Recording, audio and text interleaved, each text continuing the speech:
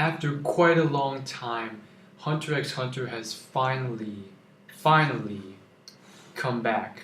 And so, this is my review on the latest chapter of Hunter x Hunter after a long wait. So, you guys all know I love my Hunter x Hunter.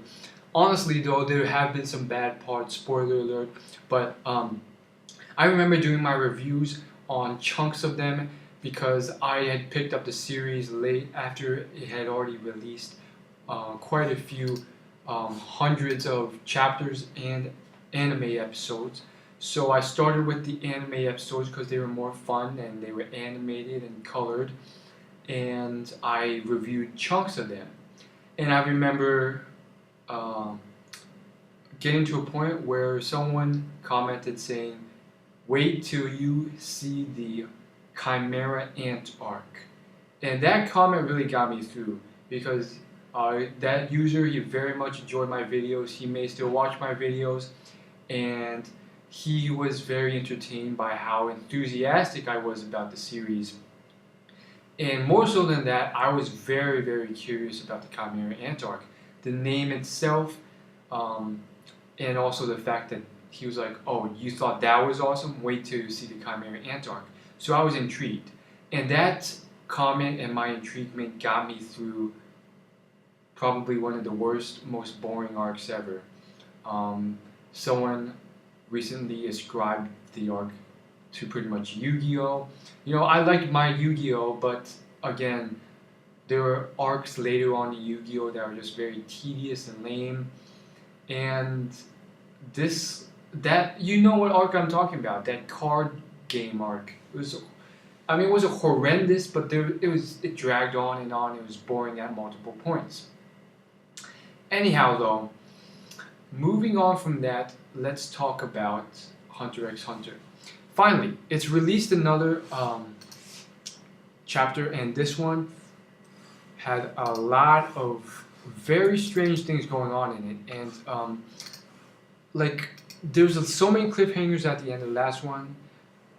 Netero's son being revealed, the fact that Netero never mentioned his son, the fact that Netero left this message only to be revealed once his son showed up. The whole idea behind this other realm, which, again, in my opinion, it's very strange because, as I've mentioned a few times, this reminds me. Well, initially, when I first started the anime, the first 30 episodes at certain aspects vaguely reminded me of Toriko. I don't know if that was. It wasn't vague. It was actual distinct chunks that almost was very similar to Toriko. I don't know if Toriko, the author of Toriko, used that as inspiration, but here we have it again, and who knows, maybe one of them copied the other, or again, it's just tremendous coincidence. And I don't think this is that big a spoiler alert, so I'm just going to say it, but, you know, this reminds me of the gourmet world, for sure. Literally, the last few chapters of Toriko, the last, 30 chapters of Toriko, is when this was first introduced, and now it's being introduced in this as well. Obviously, it's different. This world is, based on this chapter, this outer world is more, the gourmet world is dangerous, but it's dangerous in different ways, in the sense that it's more cartoonish, it's more child-friendly, it's dangerous and bizarre, but bizarre in unique, awesome ways, many ways related to food and how awesome food is, whereas this world is more somewhat like Yu Yu Hakusho's dark world, where it's twisted and screwed up, and what happens in the world is very reminiscent of what happens in Yu Yu Hakusho.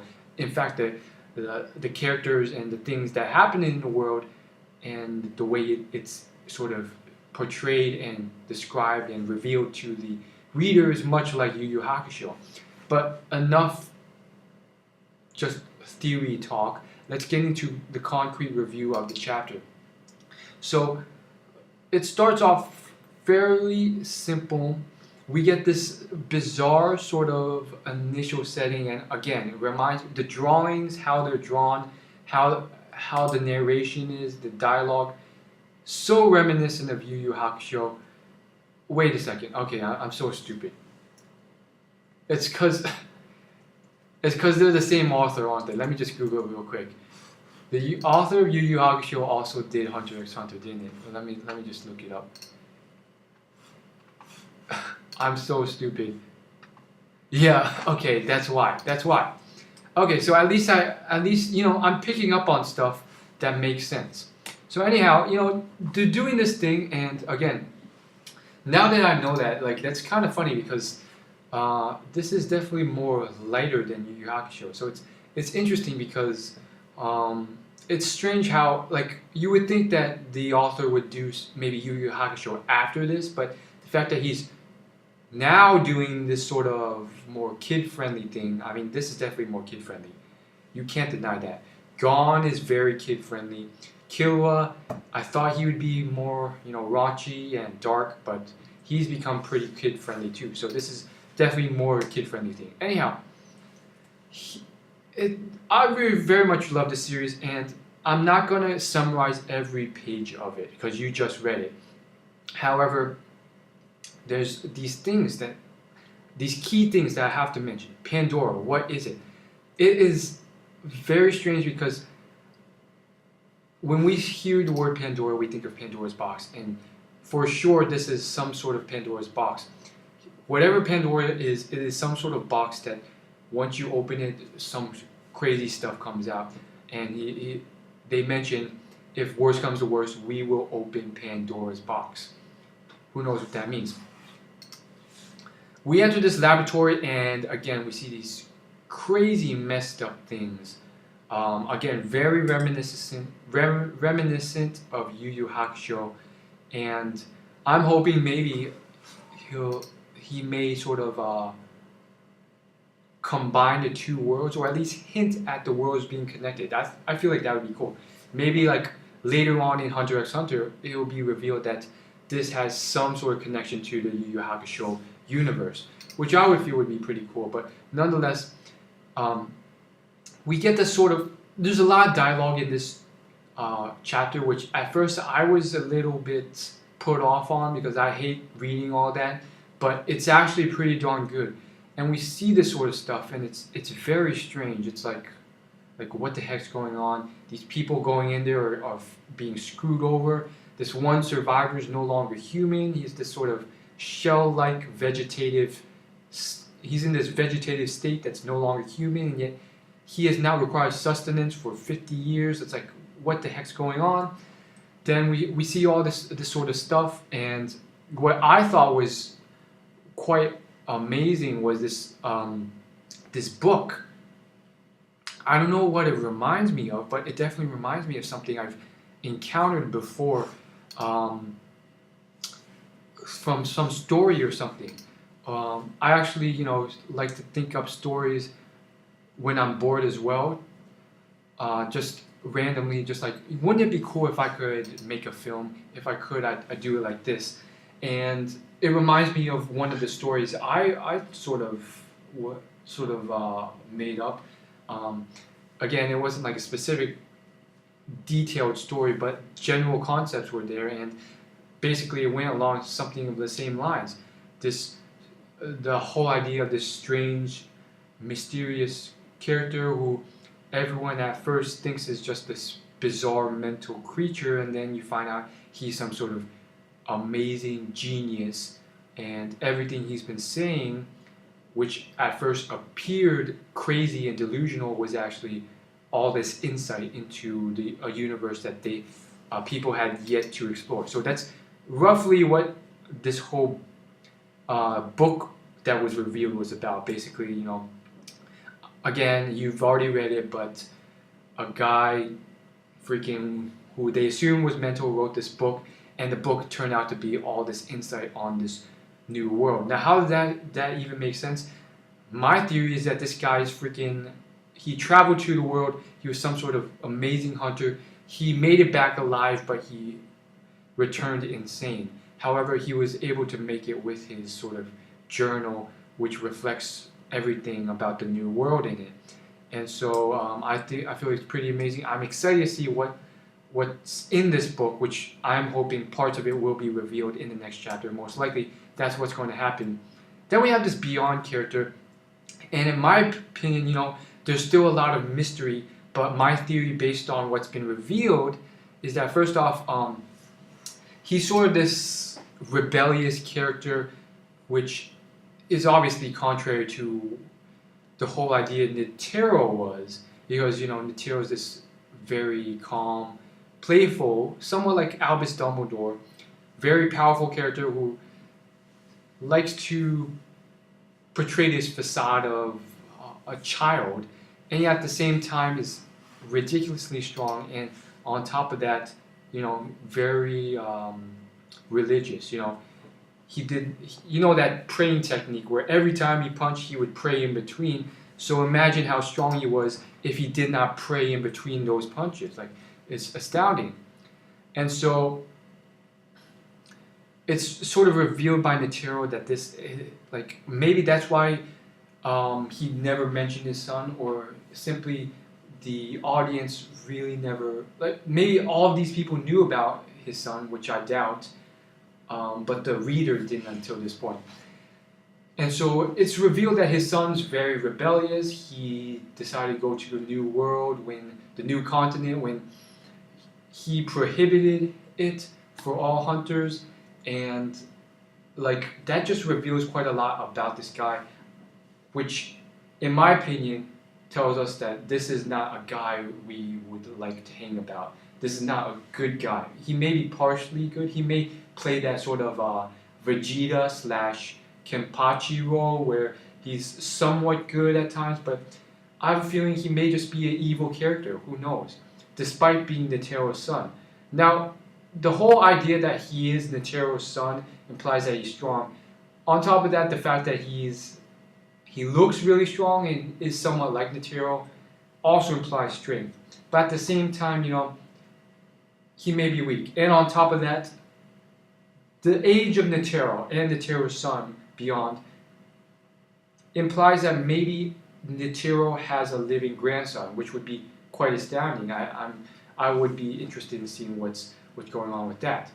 However, okay, let me just reread what's going on here, just to summarize. That strength I wanted to require. I'm sorry. My son wanted to go back and challenge it again, but until my death, I hereby prohibit it. Without heeding my counsel, they took an unexplored route. Shouldering the decision-making for the actions of the exploration was one single known specialist, my son. My son's seek might also be known as determination, an essential factor for the exploration of the New World. You could say that those who were once hunters are far exceedingly more respectable class than me. Now, what is, that one sentence, that last sentence I stated, what does that really mean? Does that mean that there's hunters in the past that were even stronger than Netero, and not just one, but multiple, several, that failed in the new continent? That strength I wanted, when I was young, I stepped foot into the New World only twice. The strength that I wished for there did awaken, but it was somehow different. That strength I wanted required an opponent. In other words, it was strength that was realized in victory or defeat. So, Netero went to the new continent and survived out of it, and yet was unable to discover all that stuff that made everyone else turn into these twisted roots, which is kind of disturbing. But in the New World, there was basically, for Netero, his whole thing of success and achievement and growth and power was different from Beyond's and most people's, in the fact that Netero really just wanted strength in the form of, regardless of whether I win or lose, I can still win because I have achieved this strength, which is different from most people's definition of winning. And therefore, maybe he did not understand or achieve what he needed to, and because of his mindset, he was unable to really garner or gain much information from the new continent. And so basically, long story short, he wants someone to head in the explanation of Netero of into the new continent to combat his sons, which is quite interesting. And obviously, even from the grave, he still manages to establish some sort of humor with that whole dialogue of this is not an order, but it is an order. And so the chapter ends with Beyond appearing. But before I get to that, this is just a little bit of a rant. That whole idea of the 12 people under Netero, and most of them representing like an animal of the zodiacs. At first, I thought that was cool, but then, like, a lot of them are depicted as pretty lame, and the animals themselves aren't lame, but how they depict the animals are very lame. Like, look at that cow guy. Like, there's so many ways you could have depicted a cow better, but instead you have this lame ass helmet with black and white polka dots and this weird black and white jumpsuit. Like, not just him. Like, a lot of the characters could have been depicted a lot more cool, this author definitely has the propensity and potential to depict these guys as pretty darn cool, and yet he's chosen not to. So I find that interesting because potentially he could play that thing out to something where, and this has been done in many manga, where the person looks weak or lame, but is very, very strong. Anyhow, finally Beyond appears, and he calls them in, and then he appears, and he's like, yo, and you see like the scars running across his face, which again reminds me of that character in Claymore with the scars running across her face. And more so than that, he looks very strong, which could also be a paradox in the fact that he may look really strong and boast a lot, but maybe he's really weak. So it seems like he summoned these zodiacs, and there's a cliffhanger at the end where all the zodiac, well, not all of them, but all the zodiacs minus Jing are just like shocked at what he says, and then the chapter ends. And you guys know what this is, but I'm just going to say it again. It's been quite some time, you beings. So you've got the zodiacs with you now. Do you mind getting in touch with V5 for me and tell them I've captured Beyond Netero? Now, what the heck does this mean? Beyond Netero should supposedly be him. Why does he say he's captured him?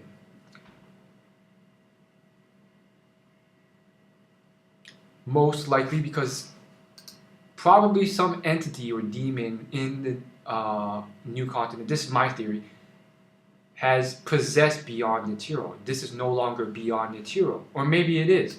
We don't know exactly what that means.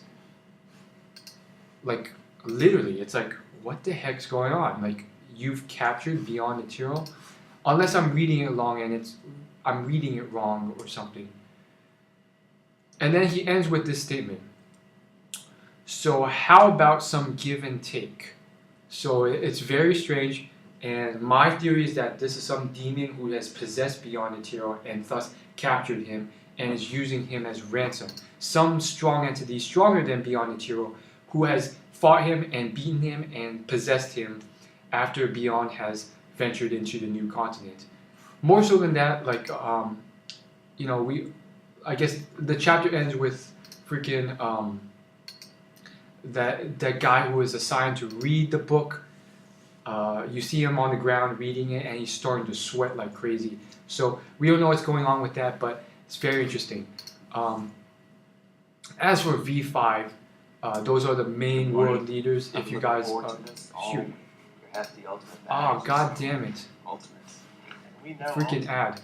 Okay, so V5, the modern world leaders, who the heck knows what's going on with them, but he wants these guys, and I don't think he'll get them, but we'll see what happens. Anyhow, like it or not, I think it's kind of tedious how they're going about things. In my opinion, it's just too, what's the word? It's too labored, it's too boring at times. I want some action and fighting once again. Ever since the freaking, the Chimera Ant arc, there really hasn't been much, and I would like that to return.